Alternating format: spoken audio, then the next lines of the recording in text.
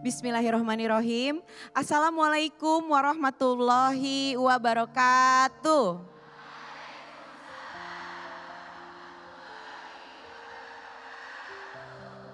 Allahumma sholli ala Sayyidina Muhammad wa ala ali Sayyidina Muhammad.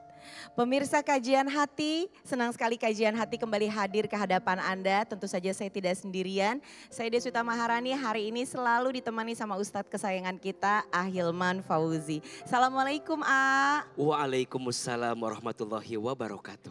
Masya Allah, senang sekali kita di Masjid At-Thahir masih bersama para bunda yang rame banget pada episode kali ini hadir untuk mendengarkan banyak sekali cerita yang mungkin menginspirasi.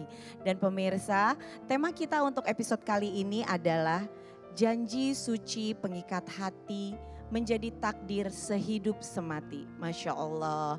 Dan Pak Ahilman, sepertinya tema kita kali ini berkaitan dengan pasangan kita, berarti kalau takdir sehidup semati ya. Untuk mempersingkat waktu, mungkin Ahilman boleh berceramah sedikit memberikan tausiah berkaitan dengan tema yang kita hadirkan kali ini. Mangga. Bismillahirrahmanirrahim. Assalamualaikum warahmatullahi wabarakatuh.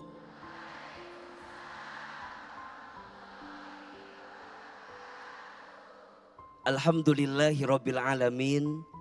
Allahumma sholli ala sayyidina Muhammadin sallallahu alaihi wasallam wa ala alihi wa sahbihi ajma'in, amma ba'du.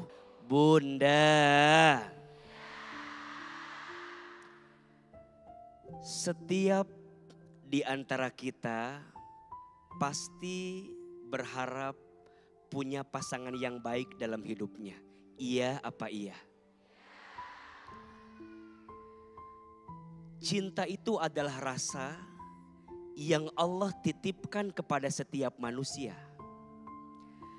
Bagaimana caranya mengekspresikan perasaan cinta sehingga mengantarkan kebahagiaan dan kemuliaan dalam hidup kita, maka ekspresi cinta itu harus dibuktikan dengan akad pernikahan. Betul apa betul?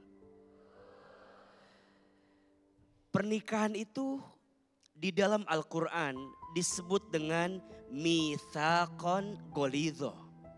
Apa artinya?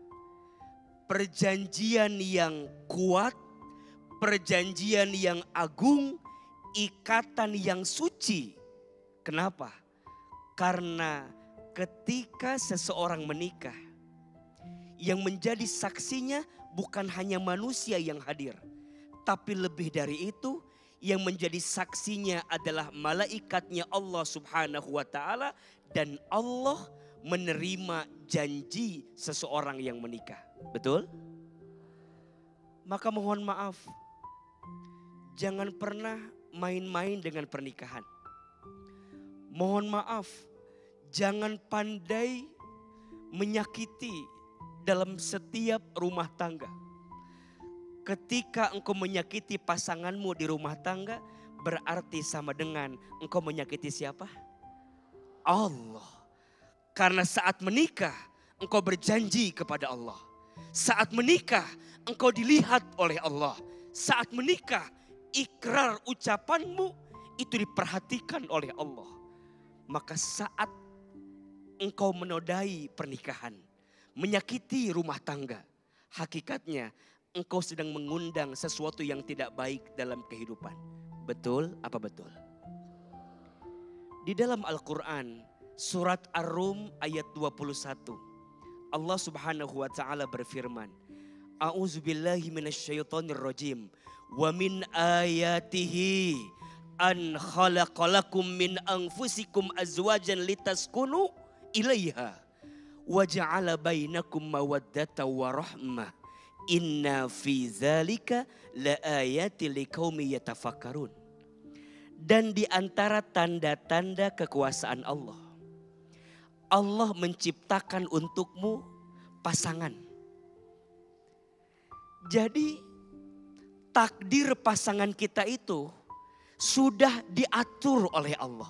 Maka urusan jodoh, urusan pasangan bukan hanya mengedepankan ikhtiar kita, Tapi lebih dari itu sudah diatur dalam catatan takdirnya siapa? Allah. Dan kenapa Allah mengantarkan pasangan dalam hidup kita? Litaskunu ilaiha. Agar engkau mendapatkan ketenangan dalam hidupmu. Pasangan itu saling berlomba untuk mendekatkan kita dengan siapa? Allah. Ingat, janji suci di pernikahan bukan untuk main-main, tapi untuk jadi jalan mendapatkan keberkahan di hadapan Allah Subhanahu wa ta'ala. Maka ketika ada orang yang menikah, apa doanya? Barakallahu laka wa baraka alaika wa jama'a bainakuma fi khair. Semoga Allah berikan keberkahan atas sesuatu yang menyenangkan di rumah tanggamu. Dan semoga Allah berikan keberkahan atas sesuatu yang mungkin tidak menyenangkan di rumah tanggamu. Dan semoga Allah menyatukan kalian berdua dalam kebaikan. Amin ya Rabbal Alamin. Bunda, masih dalam kajian hati. Masya Allah pemirsa kajian hati dan juga para bunda, banyak sekali inspirasi yang sudah kita dapatkan. Dan pemirsa kajian hati juga harus ikut mendengarkan cerita apa yang dibawa oleh bintang tamu yang berikut ini. Assalamualaikum warahmatullahi wabarakatuh. Waalaikumsalam Warahmatullahi wabarakatuh. Perkenalkan, nama saya Cut Aliza. Saya seorang konten kreator. Saya mohon izin untuk bertanya dan minta pencerahan dari Ustadz. Karena hati saya sedang lelah dan bingung dalam menghadapi ujian rumah tangga yang sedang saya alami. Saya menikah di usia yang tergolong muda, 23 tahun, tanpa proses pacaran. Proses menuju pernikahan saya hanya sekitar 6 bulan dan alhamdulillah tidak ada hambatan dari saya maupun suami saya. Tapi sejak awal saya merasakan adanya sesuatu yang terjadi. Saya sempat berpikir bahwa itu adalah ujian orang mau menikah. Dan ada dari pihak keluarga suami saya bertanya gitu, kenapa kok cepat kali mau menikah gitu, kenalnya kan baru. Dan ada juga memberi perumpamaan bahwa yang pacaran lama aja, yang kenal lama aja belum tentu bisa bertahan rumah tangganya. Alasan saya sebenarnya ingin menikah cepat karena saya pernah gagal di hubungan yang sebelumnya. Namun ada keraguan dari pihak keluarga suami yang saya dengar. Karena yang saya dengar mereka ragu karena suami saya belum ada kerjaan yang tetap, belum ada penghasilan. Takutnya saya di kemudian hari meninggalkan suami karena suami saya tidak bisa memberi nafkah. Padahal saya sempat menangis di depan suami saya pada saat itu. Kenapa saya selalu dinilai soal uang. Karena mungkin saya bukan dari anak orang kaya.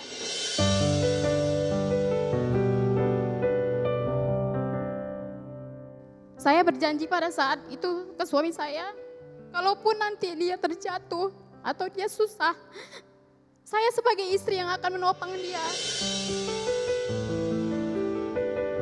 Sebelum menikah saya mengalami cobaan yang menurut saya lumayan berat dari adik ipar saya. Karena dia sering live di sosial media. Di live-nya itu dia mengatakan bahwa aku gak akan mau datang ke nikahan abangku. Dia menunjukkan rasa tidak suka kepada saya. Lalu suami saya sendiri bercerita kepada ibu mertua saya. Ibu mertua saya hanya menjawab, namanya juga adik bungsu. Mungkin dia belum bisa menerima bahwa abangnya mungkin akan menikah. Saya diam karena saya tidak ingin memperpanjang masalah. Mungkin karena saya bekerja di sosial media atau sebagai konten kreator, saya tidak ingin orang-orang tahu apa yang sedang saya alami. Dia sering mengejek-ngejek saya, membanding-bandingkan saya dengan perempuan lainnya. Ini notabene adalah adik ipar saya. Hal itu terus terjadi sampai menuju pernikahan. Lalu ada suatu waktu saya mengajak adik ipar saya ini bertemu 4 mata. Karena saya nggak ingin permasalahan ini akan menjadi permasalahan besar di kemudian harinya. Saya bertanya, apa yang kamu tidak suka dari saya? Lalu di depan saya dia mengatakan dia suka dengan saya. Dia fine, dia enggak apa-apa. Mungkin itu hanya omongan orang yang tidak suka. Dia berdalih seperti itu. Lalu saya merasa, oh tidak ada masalah apa-apa. Karena saya pun sudah berbicara dengan dia secara empat mata. Dan dia selalu mensupport pada saat proses pernikahan tersebut. Dia datang pada saat lamaran, dia happy. Tapi berbeda lagi pada saat nanti dia live. Dia selalu menjelekkan saya. Awalnya mungkin adik ipar saya sekarang menjadi bertambah ibu mertua saya. Yang saya tidak tahu kenapa dia tidak suka dengan saya. Tanpa sebab. Karena sebagai istri saya sudah menjalankan peran saya menjadi istri yang baik terhadap suami saya. Bahkan saat saya membelikan hadiah untuk orang tua saya, mungkin kesannya saya norak. Sebagai konten kreator apapun saya post di sosial media saya, mereka menyebut saya norak, orang kaya baru, kami keluarga kampungan, kami keluarga miskin. Awalnya mungkin mereka tidak suka dengan saya, tapi sampai di mana mereka malah mencaci keluarga saya. Keluarga yang membesarkan saya. Keluarga yang menjadi rumah pertama buat saya sebelum adanya suami saya. Dan semakin hari mereka malah mengejek abang kandung mereka sendiri dan anak dia sendiri. Mereka mengatakan suami saya pengangguran. Hanya menghabis-habiskan uang. Uangnya dipakai untuk istrinya foya-foya. Padahal saya tidak perlu memberitahu bahwa saya turut mencari nafkah untuk keluarga kecil saya.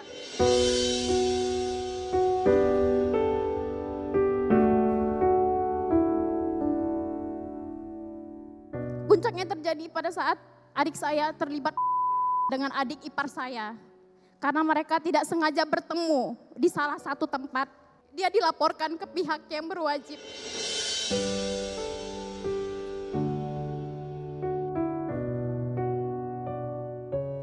Kami sekeluarga difitnah, dicaci maki, menjadi bahan bulian oleh warganet.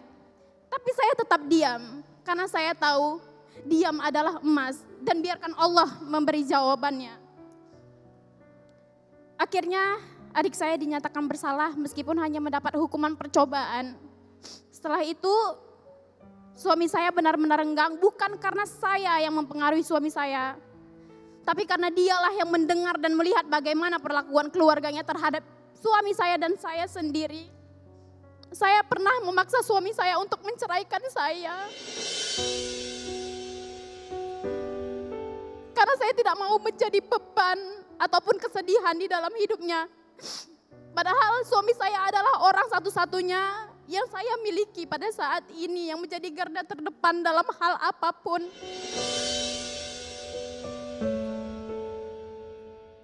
Saya menangis untuk minta diceraikan, sampai saya pulang ke rumah orang tua saya pun dia tetap menolak.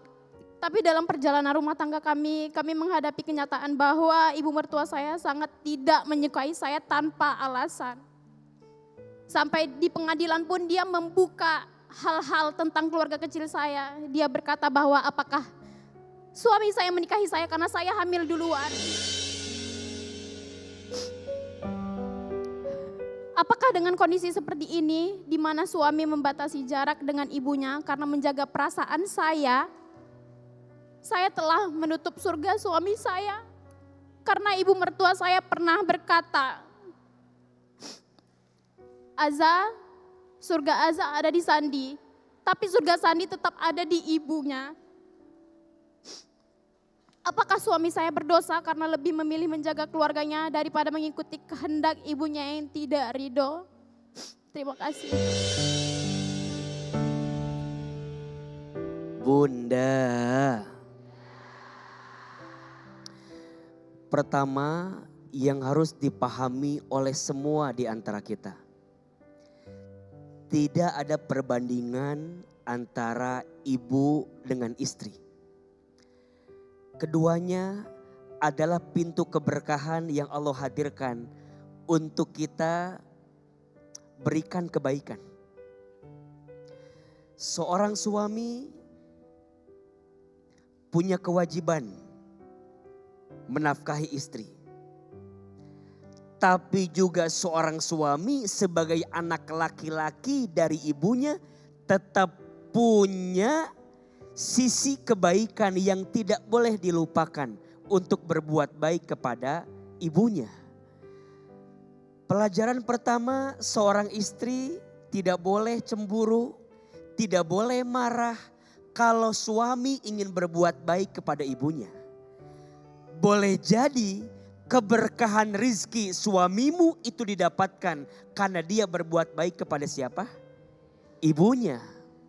Tapi juga ingat, untuk semua mertua. Untuk semua mertua.